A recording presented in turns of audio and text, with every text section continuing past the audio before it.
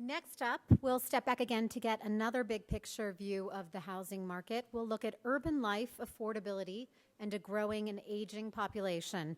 And I'd like to introduce to the stage Bruce Katz, Vice President and Founding Director of the Metropolitan Policy Program at the Brookings Institution, Ed Pinto, Resident Fellow and Co-Director of the International Center on Housing Risk at the American Enterprise Institute, Adrianne Todman, Executive Director of the District of Columbia Housing Authority, and my colleague, The Atlantic's contributing editor, Mary Louise Kelly, is back on stage for this conversation. So Mary Louise, the stage is yours again. Hello again, everybody. Sit down. So, as you all know, if you've been here for the afternoon, the thread of urban housing and housing in cities has run through a lot of the conversations, but this is our moment to get to focus on challenges and opportunities and risks and ideas specific to urban housing.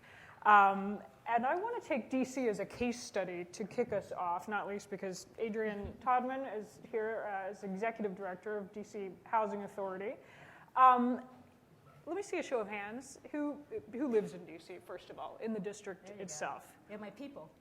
Your people. Here.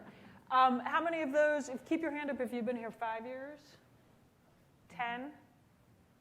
Okay, so not quite half, but a decent number of us have been here a decade and have seen, I moved here in 2001, remarkable transformation of neighborhoods in the actual district. I mean, if you look at Logan Circle now and look at what it looked like in 2001 when I moved here, and forget continuing to go east and toward the convention center and Noma and all of those neighborhoods, most of that trend, I think, fair to say, you would characterize as not necessarily a huge increase in housing for lower income folks, but people moving to the city or moving back into the city and looking for high-end apartments.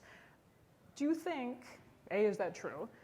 B, is that going to continue? Are we approaching the limits of that momentum in terms of urban hipster neighborhoods in DC? Urban hipster neighborhoods, oh my. I don't think the trend is done. I think it's continuing. We're still getting about 1,000 new residents coming into DC every single month. And, the pressure is on housing. If you don't have enough housing, and then sometimes, of course, my portfolio is of very low-income housing, which is always a stretch. But we're talking about housing affordability even for the middle class. And so that trend certainly is on fire. And, DC and cities are the hip happening place to live. And you mentioned Noma. Our corporate office is in Noma. And about 9 years ago, I wouldn't have my mother live there. But now I'm trying to maximize the value of the land that our office is sitting on to build affordable housing, not just on our footprint, but elsewhere. And so one of the things that's been interesting, and I've been in DC for 25 years, okay. And so I've seen it when the only restaurant to go to is the Prime Rib, for those of you who've been there as long as I have. And now there's just a multitude of places to go to. But I see my role in this city is we are really, in many ways, the final frontier for affordable housing for the very low income. I mean, we're trying to hold it down and not just preserve what we have, but to expand it. And not just expand it for the very low income, but to use the land that we have to build incomes for every other level who are also struggling. So if you are a college student, if you are a couple of modest means, you're going to be competing with my $17,000, $18,000 a year senior to find some place to live. So it's important for us to take care of the low income so they can be here while DC is the hipster place when it was not, but also to make sure that we are taking care of the competing forces of those folks who are higher income. I mean, and how the heck do you do that, I guess, is the question. How do you pull off this balancing act? I'm curious how you think about this as from a local government point of view, because I imagine there's huge temptation, people coming in and coming in with higher incomes who want more high-end housing, they pay more taxes, and that gives more money to the city to do all the things you want to do. So it's the, I am excited about the economic development that's happened in DC for two reasons. One, I live here. But also, it allows me to actually maximize and get more funds to keep the affordable housing we have. Case in point, we have a great site that's called it used to be called Capra-Carlsberg. It's a former public housing site that's in the southeast corridor across from the Navy Yard, if you're familiar with the Navy Yard. It used to be 700 units of public housing. Now it's what I call mixed income on steroids. So we've preserved the public housing units that once were there, but now it's next door to $1 million home ownership units. And we never expected that. We expected to sell them for $300,000, $400,000. But because they're selling for $1 million, I can take that extra money to build additional affordable housing elsewhere. So it's really two tails. I'm really excited that we're doing so well, but we have to make sure that we are, as government, we have an obligation to those families who want to stay in DC. I want to bring you two in a second, but just before we let this thread go, where should we all be buying next in DC? Oh my. So that's the after party. We'll have that conversation. But really, look east. Look east. You heard it here first. Look east. Keep farther east than Noma. We're still going east. Ed. So on that question, we've just, at American Enterprise Institute, completed a land study on 9 million single-family detached housing units around the country in 10 metropolitan areas. Washington, D.C. Metro was one of them. And it's basically similar to many of the others that went through a boom-bust cycle. Washington isn't viewed as being a huge boom-bust, but if you lived in Prince George's County, it was a massive boom-bust. And the outer areas, the exurbs, had a massive boom-bust. And what drives that boom-bust, we found, was increase in leverage, drove increases in house prices, which largely became speculation in land. And so where land was cheap, land became relatively expensive. And as a share of the house value, it went up tremendously. And just a simple example, if you start with a $100,000 home, to keep the numbers simple, $20,000 land, house prices double, and the structure goes from $80,000 to maybe $100,000. Now the property's worth $200,000. The land went up 5 times. It's now worth $100,000. That's what happened in Prince George's County, in Riverside, San Bernardino, in all of the exurbs around the country where there were these booms. Except that instead of going up 5 times in Riverside, San Bernardino, it went up 18 times. And so when we look at what happens in a metropolitan area, we find that the counterpoint to that is jobs. So where the jobs are is where you have the best utility for the house. In the earlier presentation, they talked about the neighborhood, and it's really utility of the neighborhood. And the first and foremost utility of a neighborhood is how can you get to jobs. And then the second, you get to schools and crime and all of those things, but it starts with jobs. And so if you look at where things are really hot, and again, we were focusing on single-family detached because it was a unit we could keep pretty much, it was hard to do attached housing. And so what we found is places like Arlington and Alexandria and Fairfax County close in, the close-in part of Montgomery County, the northwest D.C., those areas went up and came back down, but not very much, and they did very well. The further out you went, and then all of PG County didn't do very well. And just to make sure I understand you correctly, you're saying you saw this as a fairly consistent theme all over the country. All over the country. The only exception of the 10 was Oklahoma City. There was no boom, no bust. The low-income places did the same. There was no boom and no bust, so everybody did okay. Low income, middle income, high income. But virtually every place else, the low income really got slammed. The middle income got slammed somewhat, and the higher income, they got slammed, but then they came back. Bruce, weigh in on this. I mean, what do you think is driving this push to stay in cities or move back into cities? Is it as simple as jobs? Well, I think we are seeing a remarkable revaluing of cities and urban places by people and the broader market. So a lot of the conversation tends to be about demographic preferences, millennials. We want to be in places where we can live, work, and play, empty nesters. So a lot of times what we focus on are demographic cohorts. Either kids rejecting the values of their parents, or parents deciding, well, the kids have left, I'm moving back in. I tend to look at the restructuring of the U.S. economy from a closed innovation economy, where you had to be out in science parks, think national labs, keep your secrets secret, right? To an open innovation, networked economy, where proximity, density, vibrancy, vitality, authenticity, that gets revalued by innovative companies. So what we see happening around the United States is almost a collapse back of the innovative economy. Talented workers, innovative firms to the cores of American metropolitan areas.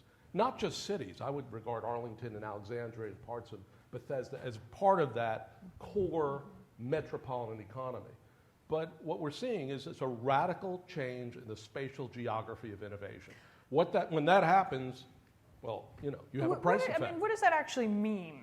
What does that actually look like practically? Because it used to, I think I'm fair in saying that it used to be for a lot of people, not everybody, but for a lot of people, when you'd made it, you wanted to get out of the city. You wanted to go get your 2-car garage and your white picket fence and your detached home and drive out. Is that dying out? I think we're talking about the interplay of what people want and what companies need. And we really need to think about the intersection of these things. Think about major pharma companies that had their R&D facilities in the middle of nowhere, literally, right? Suburbs, ex-urban areas. Where are they now? They're right next to MIT, right? They're moving back into the cores of cities because they want to be near advanced research institutions, hospital complexes, which, by the way, tend to be overly concentrated in the cores of our metros. They need to be near talented workers, talented students, talented faculty, where ideas are being generated, where things are being commercialized by the market, and where there's speed to market for a major company. So there's this interplay of what people want and what companies desperately need. When you put those two together, the cores get revalued. I mean, we're the land of sprawl. Let's just not forget that. I mean, a lot of what you described was an excess of growth at the periphery of our metropolitan areas. The issue is a lot of our research was informed by a treatise written in 1903. It was the first treatise on how to value urban property. In 1903, urban property meant not a farm. That's all it meant. And the author wrote about this, and he basically said, nearness is value, and nearness is utility. And he said, never forget, and this gets back to your exurb issue, but it was present in 1903. As you move out from the center of utility, which is where jobs were back in 1903, as you move out, the area encompassed increases with the square of the distance. And therefore, you get, as you move out a mile, you just get lots and lots more land. But it gets harder and harder to get to the center because you're further and further away, and there's lots of land there. And therefore, the land is expensive close in. And so our study showed that where the land is expensive, with the exception of Prince George's County and part of the other side of Anacostia, where the land was expensive was northwest DC and Arlington, Alexandria, close in Fairfax, and close in Montgomery County, northwest DC. That land was incredibly expensive. Smaller lots, where the land was least expensive, but on larger lots, was out in the exurbs. But what happened during the boom was the land in the outer areas went up tremendously. It still wasn't as expensive as in the inner areas, but it was way overpriced. And when the boom ended, and they looked and said, what's the utility of this property? It turned out it hadn't changed. And that was the other thing Hurd said. If there's not a change in utility, the price goes back to where it started. So you've brought us up to this issue of density, which has come up in some of the earlier conversations today. In DC, obviously, we are not a densely populated urban area, in part because of height restrictions. But in general of the U.S., with maybe a couple of exceptions, Manhattan, et cetera, is not a densely populated country in terms of urban areas compared to other urban areas that you might see in Asia or other parts of the world. Adrianne, how does that play out in terms of where you decide to spend your money? You can't build a 40-story housing tower, which could house a lot of people with not that much land. Right. Well, I think, with neighborhood pressures, we can only go so high and so wide. So we have to respect what the community around it feels like. And the same site I mentioned, Capra-Carlsberg, and actually another site we're doing planning at Greenleaf, very underutilized when you look at it from a land use perspective. And so what do? We have to make it aesthetically pleasing. And so we have a site now where there's 400 units on the site. And our goal is to build upwards of 1,700 at the end of the day. And so the neighborhood withdrew and said, whoa, that's just too many people. But it's also the way you design the neighborhood, the way you have your street patterns, some parkland, things for kids to do. But it's also, people want to feel like they're still in the suburbs, in the city. And so that's what we struggle with from our Do they? architecture. I mean, is that what you hear from people? People like visiting Manhattan. Yeah. Nobody really wants to live there with their kids. You know, they want This is from somebody who's lived in D.C. 25 years. You'd probably find a few takers. You know, what my family say to me is, I want to be able to look out and see my kids playing. You know, so they still want that green space suburban feel, but they want to be able to live in affordable housing at the same time. And sometimes those two contexts don't mesh. So what we do is we do really good design, really excellent design. So we do have apartment-style buildings. But we'll have townhouses that are actually 2-over-2s, where it's really 2 apartments as a duplex. So we put probably 2, sometimes 3 families in a townhouse looking. So aesthetically, it's looking like DC. Right. But from a density standpoint, I have 3 families in something that seems pleasing to the neighborhood. But we are trying to really encourage all of our families to see that the more units that we build in any particular area, it puts a nice downward pressure in terms of the costs of what's happening in a neighborhood. Bruce. I brought some numbers with me. I'm from the Brookings Institution. You know, an educated person is deeply moved by statistics. Okay, so that's our motto. I won't tell you how many numbers. No, I'm just going to read a few. We're going to hold you to 2. Madrid, 5,200 people per square kilometer. Okay. London, 5,100 people per square kilometer. San Francisco, 2,300 per square kilometer. DC, 1,300. We're going to densify our cities. We're going to densify our cities because we're seeing a radical rise in our older population. Right. Many of whom I think will accept to live in higher density housing as long as there's access to services. So, you know, we're the land of sprawl, we're the land of low density, but we're seeing profound demographic and economic forces that are beginning to sweep across our cities and our metros. The question really is whether cities can adapt. I mean, this city has a height limitation. Sure. It's obviously absurd at many levels once you get beyond the sort of older historic enclave. Are there examples, American cities that come to mind that are doing this well?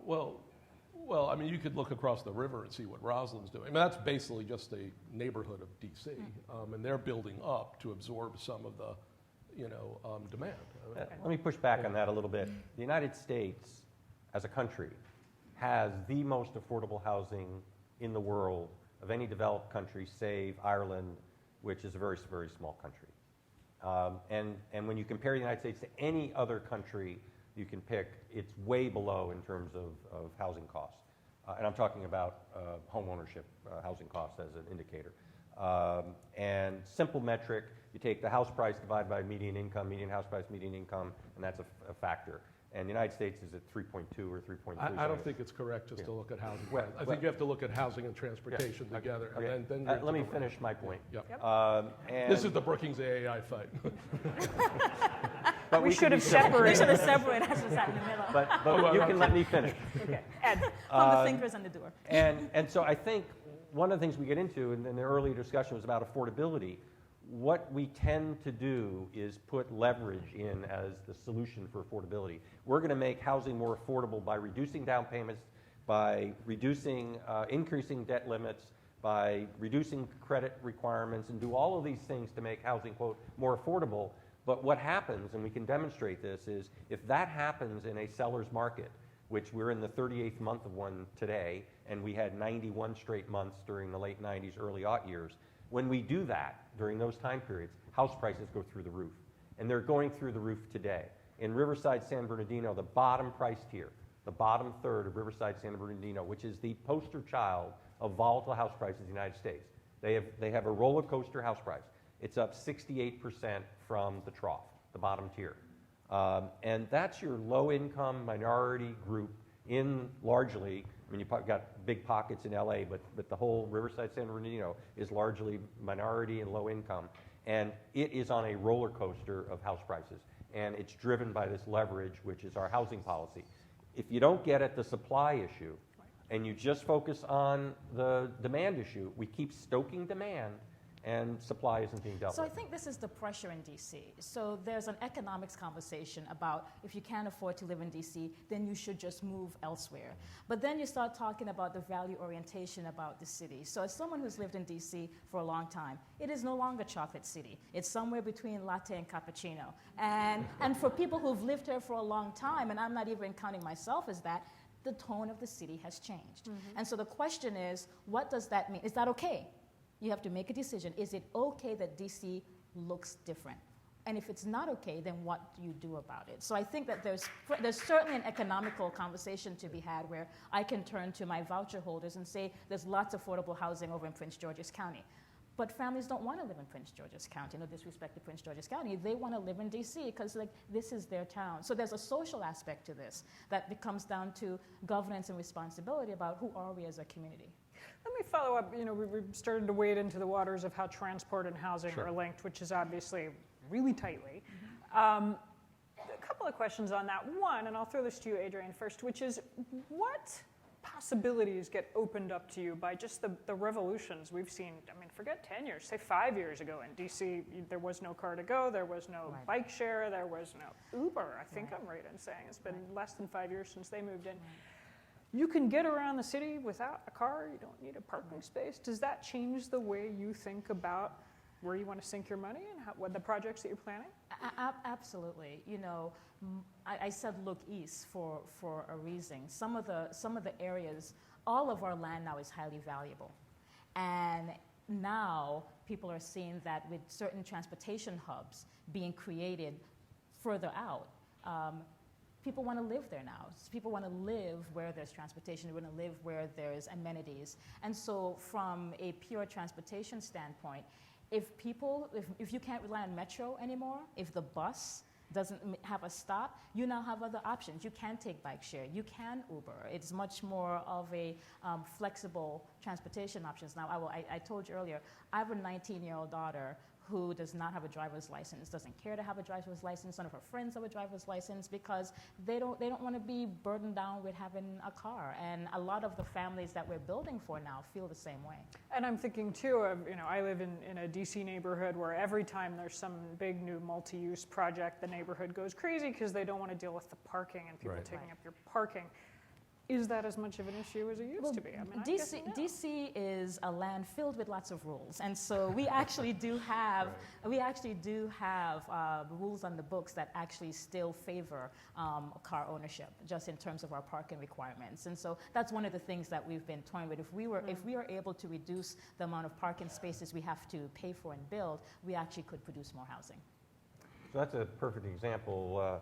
In city in Florida, a private developer wanted to build low-income housing that he was going to do privately, and he could do it for the price point that would work. And he went to the city and the rules, including the parking space rules, and he said, I'm sorry, my tenants aren't going to have cars, by and large. I don't need 2 parking spaces per unit. I only need a half of whatever the number was. And he basically gave up, and because he couldn't get the approvals he needed, and it drove up the price to where it didn't work anymore. Bruce, you've written about one of the solutions as you see it to housing in the 21st century, innovation districts. Tell us what that looks like. My view of the U.S. generally is we're moving to a period where the reliance on the national government for investments in a whole range of things is about to change. Because of the big demographic transformation, the rise of the elderly population, a large portion of our federal spending is going to go towards entitlements, Medicare, Medicaid, and Social Security, and defense. The federal government is essentially a health insurance company with an army.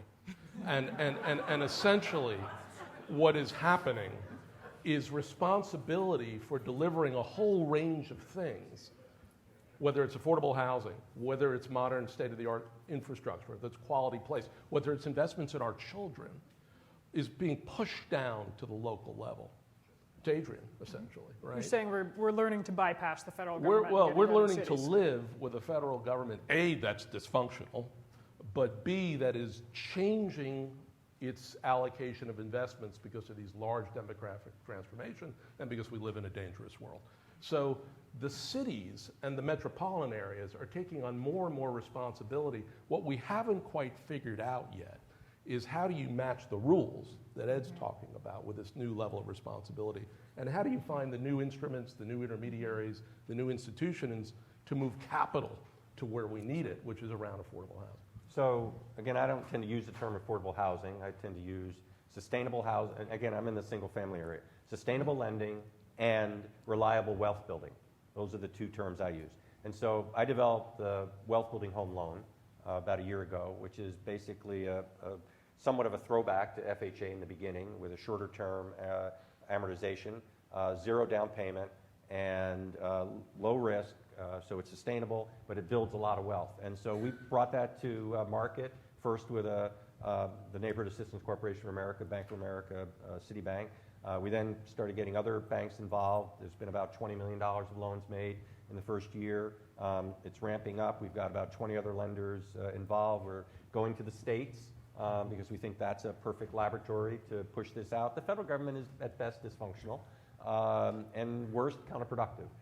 And so that's what we're doing, and we think this is going to take off and allow localities and private sector to address these issues that the federal government's pretty much incapable of doing. Great point. Turn to new models. Questions? Will you have time for one or two? Let me head over to this side of the room. Oh, we have a very enthusiastic person. It's all yours. Adrianne, thank you for your tremendous leadership. I'm Angela Turnbull, Advocacy, St. Augustine's Catholic Church. I'm here with Raleigh Smith. We're part of the Greater Columbia Heights Faith Coalition. We've collaborated All Souls, St. Stephen's, and Sacred Heart and St. Augustine's to preserve and purchase affordable land in D.C. And we need your partnership. Okay. And just so inspired to hear everything that you've said, and just want words of encouragement and your recommendations of how you feel we can best do that. All Souls has already done over $48 million, and we want to build upon that. So just want to ask for your advice and recommendations. Thank you for that comment. And let me ask you a question just before you give the mic back. You said you are hoping to partner. Is there something specific that would be helpful to you? What are we doing? Hello? Your question about partnership? Yeah. What specifically would be helpful in terms of a partnership? What would specifically be helpful? So we had a meeting with one of the deputy directors at HUD, and one of the questions that we were seeking is, who are the financial institutions that are willing to partner to help us in affordable housing?